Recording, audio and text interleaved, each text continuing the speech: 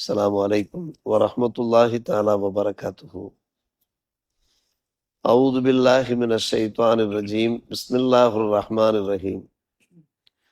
والسابقون الأولون من المهاجرين والأنصار والذين اتبعوهم بإحسان رضي الله عنهم ورضوا عنه وأعد لهم جنات تجري تحتها الأنهار خالدين فيها ذلك الفوز العظيم. آمنا بالله صدق الله مولانا العلي العظيم. முஹாஜிர்கள் ஹிஜ்ரத்து செய்தவர்களிலேயும் வல் அன்சார் ஹிஜ்ரத்து செய்தவர்களுக்கு உதவியவர்களிலேயும் யார் முதன்மை பெற்றிருக்கிறார்களோ முந்தி இருக்கிறார்களோ அதே போன்று அவர்களை யார் நல்லிதயத்தோடு பின்பற்றுகிறார்களோ அவர்களையெல்லாம் அல்லாஹ் பொருந்தி கொண்டான். அவர்கள் அல்லாஹுவை பொருந்தி கொண்டு விட்டார்கள். அவர்களுக்கு அல்லாஹ் ரப்புல் ஆலமீன் சுவன பூஞ்சோலைகளை ஏற்படுத்தியிருக்கிறான். அந்த சுவன பூஞ்சோலைகளிலே அடியிலே ஆறுகள் ஓடுகின்றன. அதில் அவர்கள் காலாகாலம் நிரந்தரமாக இருப்பார்கள். அதுதான் மகத்தான வெற்றியாக இருக்கிறது என்று அல்லாஹ் ரப்புல் ஆலமீன் 9ஆம் அத்தியாயம் 100ஆம் வசனமாக பதிவு செய்திருக்கிறான். முஹாஜிர்கள் மக்காவிலிருந்து மதீனாவுக்கு புலம்பெயர்ந்தவர்கள். வல் அன்சார் மதீனத்து சஹாபிகள். மதீனத்து சஹாபிகள் அந்த முஹாஜிர்களுக்கு உதவக்கூடியவர்களாக இருந்தார்கள். அல்லாஹ் ரப்புல் ஆலமீன் இந்த வசனத்தை தொடங்கும் போது முதன்மை பெற்றவர்கள் முந்தியவர்கள் என்று அல்லாஹ் சொல்லுகிறான். முதன்மை பெற்றவர்கள் முந்தியவர்கள் என்றால் என்ன அர்த்தம்? யார் முதலில் ஹிஜ்ரத்து செய்தார்களோ புலம்பெயர்ந்தார்களோ அதே போன்று ஹிஜ்ரத்து செய்வதிலே முந்தி கொண்டார்களோ. அடுத்தடுத்து நிறைய பேர் ஹிஜ்ரத்து செய்திருப்பார்கள், ஆனால் முந்தி கொண்டவர்கள் இருக்கிறார்கள்.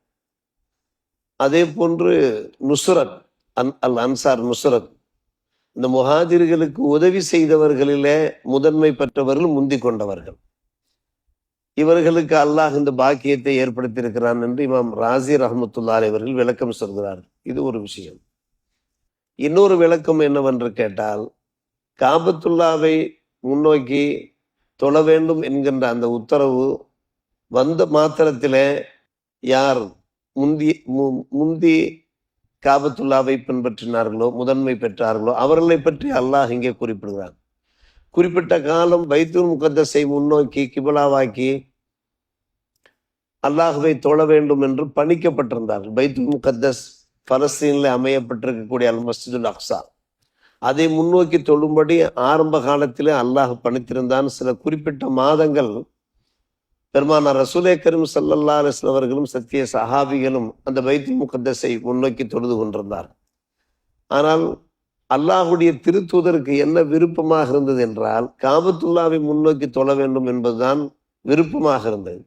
அந்த விருப்பத்துக்கு ஏற்ப அல்லாஹ் ரப்புல் ஆலமீன் மறு உத்தரவு பிறப்பித்தான். கது நராத்த கல்லுப வஜிஹிக்க ஃபிஸ்ஸமா ஃபரன் வல்லி என்னக்கு கிப்ரத்தன் தரலாக ஃபவல்லி வஜஹக இல ஷத்ரில் ஹராம் இலல் மஸ்ஜிதில் ஹராம் என்று அல்லாஹ் ரப்புல் ஆலமீன் மறு உத்தரவு பிறப்பித்து விட்டான். உங்களுடைய விருப்பத்தை நாம் தெரிந்து கொண்டோம், எனவே நீங்கள் அல் மஸ்ஜிதுல் ஹராம் அந்த காபத்துல்லாவை முன்னோக்கி உங்களுடைய முகங்களை நீங்கள் திருப்பிக் கொள்ளுங்கள் என்று. இந்த விஷயத்தில யார் முதன்மை பெற்றார்களோ யார் முந்தியவர்களாக இருந்தார்களோ அவர்களுக்கு இந்த பாக்கியம் கிடைப்பதாக சயீத் இப்னு முஸய்யப் ரலியல்லாஹு அன்ஹு அவர்கள் நமக்கு எடுத்துரைக்கிறார். இப்படி பலரும் பல்வேறுபட்ட விளக்கங்களை சொல்கிறார்கள் சத்திய சஹாபிகள். மொத்தத்திலே பார்க்கிற போது சஹாபிகள் இருக்கிறார்களே அவர்கள் நமக்கு ஒரு சிறந்த முன்மாதிரிகளாக இருக்கிறார்கள் மட்டுமல்ல, அவர்களை அல்லாஹ் பொருந்தி கொண்டு விட்டான். அவர்கள் அல்லாஹ்வை பொருந்தி கொண்டு விட்ட காரணத்தினாலே அவர்கள் உண்மை மூமின்களாக சத்திய மூமின்களாக இருக்கிறார். அவர்களிடத்திலே குஃபர் இருக்கவில்லை, ஷிர்க் இருக்கவில்லை, ஃபிஸ்கும் இருக்கவில்லை, பாவம் இருக்கவில்லை. எதிர்பாராத விதமாக சில நிகழ்வுகள் அவரிடமிருந்து வெளிப்பட்டன. அந்த நிகழ்வுகளுக்கு தக்க காரணங்கள் இருந்தன. அதை வைத்து சத்திய சஹாபிகளை நாம் குறைத்து மதிப்பிட முடியாது. ஏன் குறைத்து மதிப்பிட முடியாது என்று கேட்டால், அல்லாஹ் இந்த வசனத்திலே சொல்லிவிட்டான், அல்லாஹ் அவர்களை பொருந்தி கொண்டான் என்று சொல்லிவிட்டான். அவர்களுக்கு சுவன பூஞ்சோலைகள் தயாராக இருக்கிறது என்று சொல்லிவிட்டான்.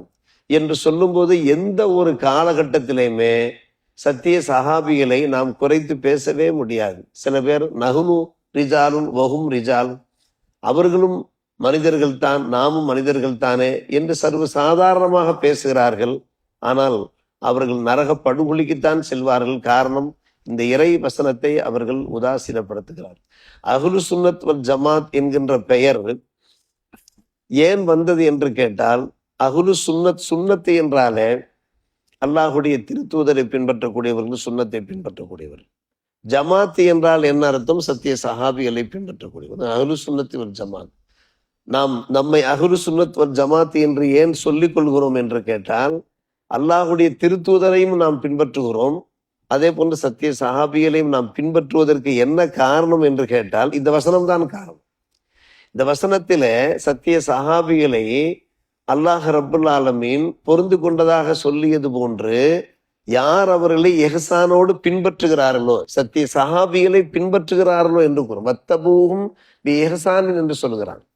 நாம் அவர்களை பின்பற்றினோம் என்றால் நமக்கும் சொர்க்கம் இருக்கிறது என்று சொல்கிறான். அப்படியானால் சுன்னத்தை நாம் பின்பற்றினோம் என்றால், இறை தூதருடைய நடைமுறையை, வழிமுறையை நாம் பின்பற்றினோம் என்றால் எப்படி நமக்கு சுவன பாக்கியம் இருக்கிறதோ அதே போன்றுதான் சத்திய சஹாபிகளை பின்பற்றினாலும் நமக்கு சுவன பாக்கியம் இருக்கிறது என்பதற்கு இந்த ஆயத் அத்தாட்சியாக இருக்கிறது. அதன் அடிப்படையில் தான் பல விஷயங்களை, பல சட்ட திட்டங்களே அலைக்கும் பி சுன்னத்தி வ சுன்னத்தில் குலஃபா இர் ராஷிதீன் என்கிற அந்த நபிமொழிகளுக்கு ஏற்ப நாம் சத்திய சஹாபிகளையும் பின்பற்றி கொண்டிருக்கிறோம். சத்திய சஹாபிகள் விஷயத்திலே குறைத்து பேசக்கூடியவர்கள் இருக்கிறார்கள் என்றால் ஷியாக்கள் இருக்கிறார். அந்த ஷியாக்கள் ஒரு பிரிவினர் இமாமியா இருக்கிறார். இமாமியா என்று ஒரு கூட்டம் இருக்கிறார்கள், ஈரானை சார்ந்தவர்கள். அவர்கள் வேண்டுமானால் சத்திய சஹாபாக்களுடைய அருமை பெருமையை புரியாமல் நடந்து கொள்ளலாமே தவிர, நாம் மிகவும் கவனமாக எச்சரிக்கையாக இருக்க வேண்டும். ஆனால் அவர்களிலே சிலருடைய வாழ்க்கையிலே எதிர்பாராத நிகழ்வுகள் நிகழ்ந்தன. அந்த நிகழ்வுகளுக்கு தக்க விளக்கங்களும் சொல்லப்பட்டிருக்கிற தப்சீர் மல்ஹரியிலே அதற்கான அந்த விளக்கம் இமாம் குரதி போன்றவர்கள் எடுத்து சொல்லி கொண்டிருக்கிறார்கள். அதன் காரணமாக அவர்களிடத்தில் பிஸ்கு வெளிப்பட்டு விட்டது, பாவம் வெளிப்பட்டு விட்டது. அவர்கள் பாவிகள் என்கிற அந்த முடிவுக்கு நாம் வந்துவிடவே கூடாது. அல்லாஹ் நம்மை காப்பாற்றுவானாக. என்ன காரணம் என்று கேட்டால், அல்லாஹ் அவர்களை பொருந்தி கொண்டான் என்று அல்லாஹ் சொல்லியதற்கு பின்பு அவர்கள் மீது எப்படி நாம் குற்றம் சுமத்த முடியும், குறை சொல்ல முடியும்? அல்லாஹ் பொருந்து கொண்டு விட்டான், அவர்களுக்கு சொர்க்கத்தை ஏற்படுத்தி வைத்திருக்கிறான். அந்த சொர்க்கத்திலே அந்த பூஞ்சோலைகள் உள்ளே ஆறுகள் ஓடிக்கொண்டிருக்கிறது. தாலிக்கல் ஃபௌசுல் அதீம், அது மகத்தான வெற்றி என்று அல்லாஹ் சொல்லிவிட்டானே. சற்று யோசித்து பார்க்க வேண்டும் அன்பான பெருமக்களே. எனவே சத்திய சஹாபிகள் விஷயத்திலே யாராவது குறைத்து பேசினால் அஸ்தக்ஃபிருல்லாஹ் என்று நாம் அல்லாஹ்விடத்திலே பாவ மன்னிப்பு கேட்க வேண்டும். அல்லாஹ் இவர்கள் நல்வழிப்படுத்துவானாக, இவர்களுக்கு இதாயத்து செய்வானாக என்றுதான் நாம் அவர்களுக்கு துவா கேட்கிறோம். ஒரு முஸ்லிம் ஷரீஃபில் ஒரு அருமையான ஹதீஸ் பதிவா இருக்கிறது. சத்திய சஹாபிகளிலே இன்னார் இன்னார் என்றெல்லாம் பெருமானார் பிரித்து சொல்லவில்லை. ஒட்டுமொத்த சஹாபிகள்ல ஒரு சஹாபி ஒரு உள்ளங்கை அளவுக்கோ அல்லது பாதி கையளவுக்கோ அவர் தர்மம் செய்திருந்தார் என்றால், இஸ்லாமியர்கள் நம்மில் ஒருவர் மலையளவு தங்கத்தை நாம் தர்மம் செய்திருந்தாலும் கூட அவர்கள் ஒரு கையளவுக்கு செய்திருந்த அந்த தர்மத்திற்கு ஈடாகாது என்கிறார்கள் நபிகள் நாயகம் ஸல்லல்லாஹு அலைஹி வஸல்லம். நாம் எங்கே, அவர்கள் எங்கே? சற்று யோசித்து பார்க்கிறோம்.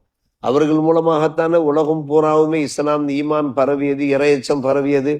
எனவேதான் இப்படி சொன்னார்கள், என்னுடைய சஹாபிகளை நீங்கள் வசைப்பாடாதீர்கள், திட்டாதீர்கள் என்றே சொல்கிறார்கள், திட்டுகிறார்கள். இன்றைக்கு நம்முடைய முஸ்லிம்களிலே ஒரு பிரிவினர் என்ன செய்கிறார்கள்? சத்திய சஹாபிகளை சர்வசாதாரணமாக பேசுகிறார்கள். நாம் ரதியல்லாஹு அன்ஹு நாம் கூறுகிறோம், அவர்களை ஒருமையிலே பேசுகிறார். உமர் சொன்னார், அபூபக்கர் சொன்னார், அலி சொன்னார் என்கிறார்கள். அதெல்லாம் சொன்னார் என்றால் அந்த வார்த்தை ஒரு மரியாதைக்குரிய ஒரு வார்த்தையாக ஆகுமா? சற்று யோசித்து பார்க்க வேண்டும். ஆனால் ஒரு பக்கம் அல்லாஹ் சொல்லுகிறான், நாம் அவர்களை பொருந்து கொண்டோம், அவர்கள் பொருந்து கொண்டார்கள் என்று. மறுபக்கம் பெருமானார் ரசூலே கரீம் ஸல்லல்லாஹு அலைஹி வஸல்லம் பகர்கிறார்கள், நீங்கள் எங்கள் சஹாபிகளை ஏசாதீர்கள், பேசாதீர்கள். நீங்கள் மலையளவுக்கு தங்கத்தை தர்மம் செய்தாலும் கூட அவர்கள் ஒரு கையளவுக்கு செய்கின்ற அந்த தர்மத்திற்கு ஈடாக முடியாது. அந்த அளவுக்கு அவர்கள் ஈமானிலே படுத்தவர்கள், ஈமானிலே பரிபூர்ணமானவர்கள் என்று. இங்கே நமக்கு கிடைக்கின்ற ஒரு நல்ல ஒரு தகவல் அறிவிப்பு என்னவென்று கேட்டால், நாம் அவர்களை பின்பற்ற வேண்டும். எஹ்சானின், எஹ்சானோடு பின்பற்ற வேண்டும். எஹ்சான் என்கின்ற அந்த நிபந்தனை அல்லாஹ் குறிப்பிடுகிறான். ஏசான நல்லிதயத்தோடு நல்ல மனசோடு நற்சிந்தனையோடு நாம் சத்திய சகாபாக்களை பின்பற்றுகிற போது அவர்களை பின்தொடர்ந்து முன்னால் அவர்கள் செல்வார்கள், பின்னால் நாம் செல்வோம். எல்லோருமாக சேர்ந்து சொர்க்கத்திற்கு செல்ல வாய்ப்பு இருக்கிறது. இந்த வசனத்தை தாங்கள் வீட்டிற்கு சென்றீர்கள் என்றால் ஒவ்வொரு வார்த்தையும் அந்த வார்த்தையினுடைய பொருளை ஆராய்ந்து பாருங்கள். எவ்வளவு அழகிய ஆழமான அர்த்தங்கள், ஆழமான தத்துவங்கள் கிடைக்கப்பெறுகிறது. அத்தகைய நல்லோர்கள் கூட்டத்திலே சத்திய சஹாபிகளுடைய வரிசையிலே அவர்களை முழுமையாக நேசிக்கக்கூடியவர்களாக, அவர்கள் பொருந்தப்பட்டது போன்று அல்லாஹ் நம்மளை பொருந்தப்பட்டவர்களாக அல்லாஹ் ரப்பல் ஆலமீன் நம் எல்லோரையும் ஆக்கி அன்புரிவானாக. வாஹிர் தாவானா அல்ஹம்துலில்லாஹி ரப்பில் ஆலமீன்.